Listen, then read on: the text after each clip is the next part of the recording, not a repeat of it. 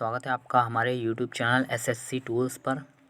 तो आज हम स्टार्ट करने जा रहे हैं क्षेत्रीय राज्य, जिसमें पंजाब एवं मैसूर पढ़ेंगे। तो ये सीरीज़ हमारी एसएससी के जितने भी एग्ज़ाम्स होते हैं, भले वो एसएससी एमटीएस, सीएचएसएल, सीजीएल या फिर यूपी ट्रिपल एससी के अंतर्गत जितने भी एग्ज़ाम्स होते हैं, सुपर टेट आने वाला super TET, UP PACS, RO ARO, इन सभी कंपटीशन जिसमें भी जीएस का रोल रहता है, उन सभी में ये सीरीज़ जो है वो इम्पोर्टेंट है। इस सीरीज़ से बाहर आपका एक भी क्वेश्चन नहीं जाएगा। तो मैसूर राज्य के बारे में सबसे पहले हम पढ़ लेते हैं। तो ये हमारा मध्यकाल का भारत था। भारत में यहाँ बहमनी राज्य तो हुआ करता था पहले, जिसमें शिया का शासन हुआ करता था, और बहमनी से ठीक नीचे यहाँ विजयनगर साम्राज्य हुआ करता था। विजयनगर साम्राज्य में हिंदू साम्राज्य था और बहमनी में शिया। तो मध्यकाल की बात है, बहमनी और विजयनगर इन दोनों के बीच में जो है वो युद्ध चलता रहता था, अक्सर संघर्ष रहता था, क्योंकि इसके बीच में जो क्षेत्र था वो कृष्णा, गोदावरी, तुंगभद्रा, दोआब को लेकर दोनों में युद्ध होता था। यानी कि बहमनी और विजयनगर के बीच में ये जो क्षेत्र है, ये दोआब का क्षेत्र था। दोआब का क्षेत्र कृष्णा, गोदावरी और तुंगभद्रा का दोआब था। यानी कि नदियों के जो दो नदियों के बीच का जो क्षेत्र होता है वो दोआब कहलाता है। जैसे यहाँ से कोई कृष्णा नदी है, ये तुंगभद्रा है और ये गोदावरी, तो इनके बीच का जो क्षेत्र है वो दोआब कहलाता है। और दोआब बहुत उपजाऊ क्षेत्र होता है, जहाँ से प्रोडक्शन बहुत अच्छा मिलता है और रेवेन्यू भी काफ़ी अच्छा कलेक्ट होता है। तो इसलिए इसको लेकर यहाँ बहमनी और विजयनगर के बीच अक्सर युद्ध होता रहता था। तो बहमनी और विजयनगर के बीच अंतिम युद्ध जो है वो 1565 में होता है, जिसे तालीकोटा का युद्ध या बन्नर हट्टी की लड़ाई या राक्षस तंगड़ी की लड़ाई कह देते हैं। तो ये युद्ध क्यों अंतिम युद्ध था? क्योंकि 1565 में जब बहमनी और विजयनगर के बीच ये युद्ध हुआ, तालीकोटा का युद्ध या बन्नर हट्टी की लड़ाई या राक्षस तंगड़ी की लड़ाई, तो उसके बाद जो ये दोनों राज्य थे, बहमनी और विजयनगर, इसका बहमनी साम्राज्य का तो विघटन हो गया और विजयनगर साम्राज्य का क्या हो गया? विजयनगर साम्राज्य का एक तरह से अंत हो गया। जो हमारा बहमनी राज्य था वो 5 राज्यों में विघटित हो गया, छोटे छोटे 5 राज्यों में विघटित हो गया, जिसमें अहमदनगर, बीदर, बरार, बीजापुर, गोलकुंडा, ये सभी आपने पढ़ा होगा। तो बहमनी हम ऐसे कह सकते हैं ये बह गया, और किस किस में? 5 राज्यों में बह गया, अहमदनगर, बीदर, बरार, बीजापुर, गोलकुंडा। तो ये 5 भागों में विघटित हो गया। जबकि जो विजयनगर हमारा साम्राज्य था उसका अंत हो गया और इसके अवशेषों पर मैसूर राज्य जो हम पढ़ने वाले हैं उसका उद्भव हुआ। मैसूर राज्य में वड्यार वंश आया। वड्यार वंश आया, कोई वंश था ये मैसूर में। तो मैसूर में वड्यार वंश का उदय हुआ, विजयनगर साम्राज्य का अंत हो गया। तो वड्यार वंश हमें पढ़ना नहीं है, बस इतना जानना है कि वड्यार वंश का अंतिम शासक जो था वो चिक्का कृष्ण राज था, जो कि एक अयोग्य व्यक्ति था। तो चिक्का कृष्ण राज के काल में 2 मंत्रियों के हाथ में सत्ता थी। यानी कि जब ये चिक्का कृष्ण राज जो शासक है, वड्यार वंश का अंतिम शासक, ये अयोग्य है, तो इस शक्ति जो है वो 2 मंत्रियों के हाथों में आ गई, नंदराज और देवराज। यहीं नंदराज और देवराज जो था, इन्हीं के मतलब चिक्का कृष्ण राज जो थे, इनके 2 मंत्री थे और इनके हाथों में सत्ता थी। हैदर अली यहाँ क्या थे? सिपाही थे, केवल एक। हैदर अली यहाँ एक सिपाही थे जिसने नंदराज और देवराज की हत्या कर दी और खुद मैसूर राज्य की स्थापना की। तो यहाँ से जो वड्यार वंश था, वड्यार वंश का अंतिम शासक चिक्का कृष्ण राज, जो कि अयोग्य व्यक्ति था, इसके काल में 2 मंत्रियों के हाथ में सत्ता थी, नंदराज और देवराज। इनकी हत्या हैदर अली ने कर दी और 1761 में आधुनिक मैसूर की स्थापना कर दी, इन दोनों भाइयों को सत्ता से बेदखल करके। तो यहाँ से मैप में भी देख सकते हैं, ये मैसूर है, इसकी राज्य की स्थापना वड्यार वंश के जो हैदर अली जो एक सिपाही था, उसने नंदराज और देवराज, चिक्का कृष्ण राज के ये 2 मंत्री थे, इनकी हत्या करके 1761 में आधुनिक मैसूर की स्थापना करी। और इसके आसपास के जो राज्य, यहाँ मद्रास था, अंग्रेज़ों का जो ठिकाना था, हैदराबाद या मराठे थे। तो ये सभी मैप में देख सकते हैं आप। अब हम पढ़ते हैं 18वीं सदी का मैसूर, जो उसका संस्थापक आपने देख लिया हैदर अली था। 1761 से 1782 तक इसका शासन रहा हैदर अली का मैसूर पर। आंग्ल मैसूर युद्ध 4 हुए थे। तो आंग्ल मैसूर युद्ध, जैसे कि यहाँ मैसूर राज्य था, तो मैसूर राज्य का अक्सर टकराव मराठे से, हैदराबाद से और अंग्रेज़ों से होता रहता था।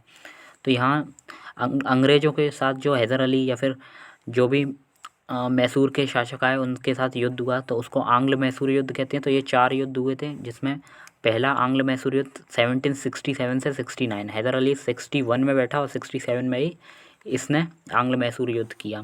अंग्रेज़ों के साथ युद्ध किया हैदर अली ने, जिसमें अंग्रेज़ों को हराया और यहाँ मद्रास की संधि की 1769 में, तो युद्ध समाप्त हो गया। फिर द्वितीय आंग्ल मैसूर युद्ध होता है। द्वितीय आंग्ल मैसूर युद्ध 1780 से 84 के बीच होता है, 1780 से 84 ईस्ट इंडिया कंपनी और हैदर अली के बीच होता है। लेकिन इसमें हैदर अली की मृत्यु हो जाती है 1782 में। तो हैदर अली का पुत्र आता है टीपू सुल्तान, इसने युद्ध का फिर नेतृत्व किया। लेकिन द्वितीय आंग्ल मैसूर युद्ध में हैदर अली की मृत्यु के बाद टीपू सुल्तान ने युद्ध का नेतृत्व तो किया, लेकिन मैसूर राज्य कमज़ोर पड़ गया, जिससे मंगलौर की संधि के साथ समाप्त हो गया ये युद्ध। तो द्वितीय आंग्ल मैसूर युद्ध में मंगलौर की संधि हुई। फिर टीपू सुल्तान आ गया था क्योंकि हैदर अली की मृत्यु हो गई थी। उसके बाद तृतीय आंग्ल मैसूर युद्ध 1790 से 92 में होता है। ईस्ट इंडिया कंपनी और टीपू सुल्तान के बीच होता है, जिसमें टीपू सुल्तान पराजित होता है और लगभग अपना आधे से ज़्यादा राज्य टीपू सुल्तान खो देता है। इसमें श्रीरंगपट्टनम की संधि के साथ युद्ध समाप्त होता है 1792 में। इसमें जो टीपू सुल्तान है उसने अपना आधा राज्य तो खोया ही, साथ में उसको अंग्रेज़ों को 3 करोड़ रुपए पेनल्टी के रूप में देने पड़े। इसके बाद होता है चतुर्थ आंग्ल मैसूर युद्ध, चौथा आंग्ल मैसूर युद्ध। ये 96 से 99 के बीच होता है। ईस्ट इंडिया कंपनी और टीपू सुल्तान इसमें मारा जाता है। टीपू सुल्तान ने जो है ईस्ट इंडिया कंपनी के साथ चतुर्थ आंग्ल मैसूर युद्ध किया, जिसमें टीपू सुल्तान मारा गया और मैसूर पर अंग्रेज़ों का फिर नियंत्रण हो गया।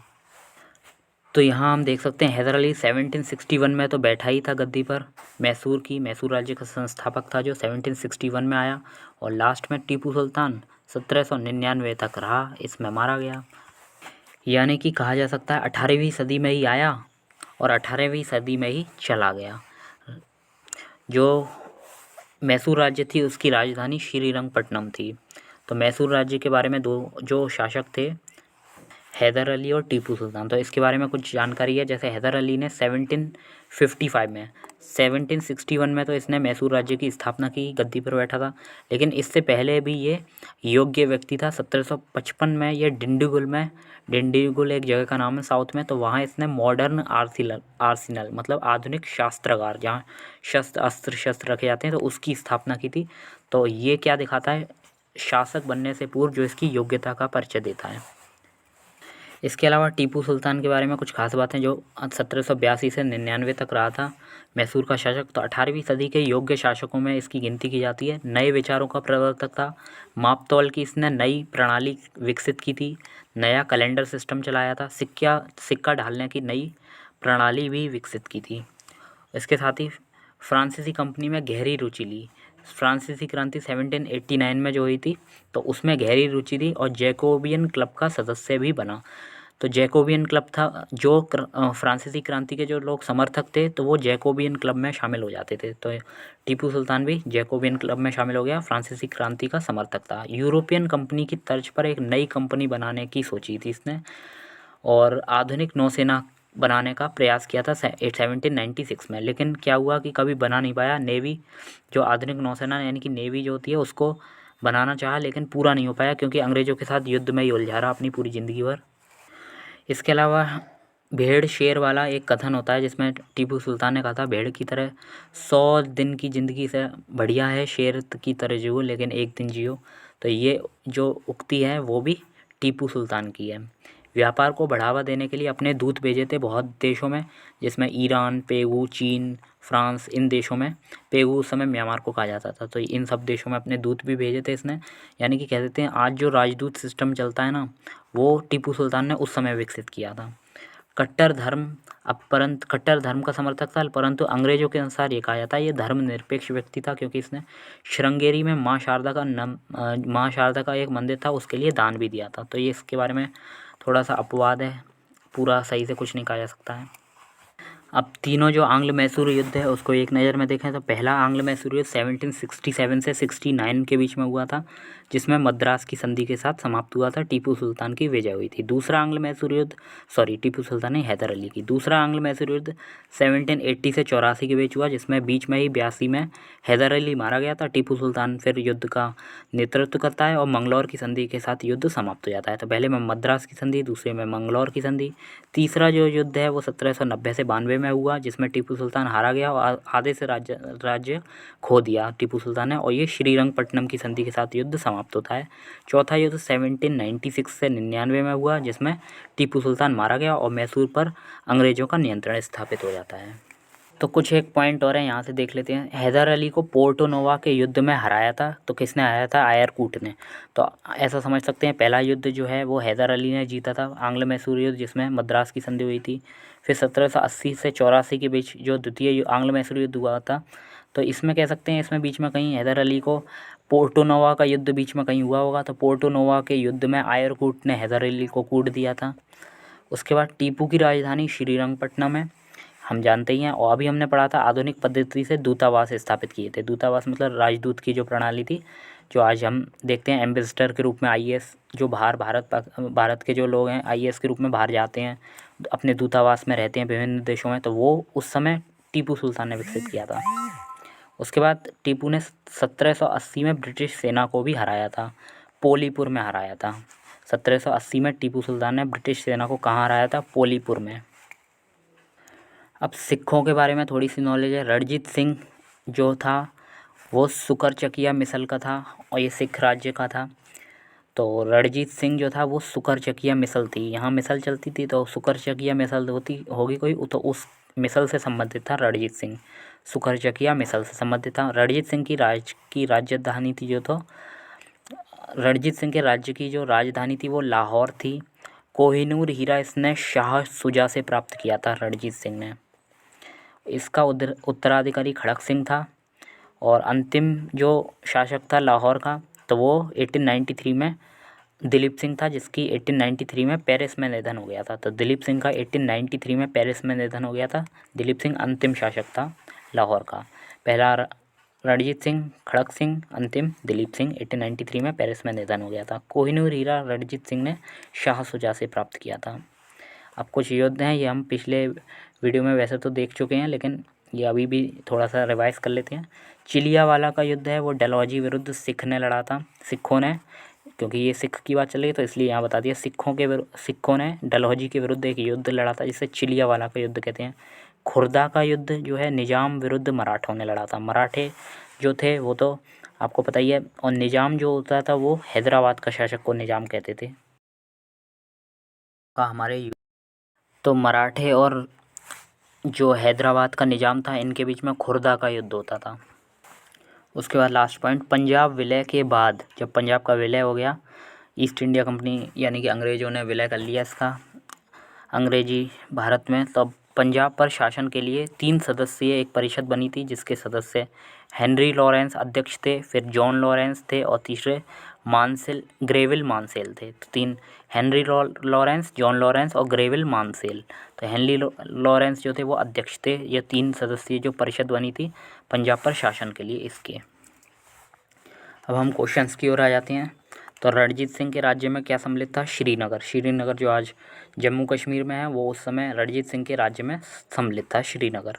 रणजीत सिंह संबंधित थे सुकरचकिया मिसल से संबंधित थे, ये हमने पढ़ लिया, सुकरचकिया मिसल।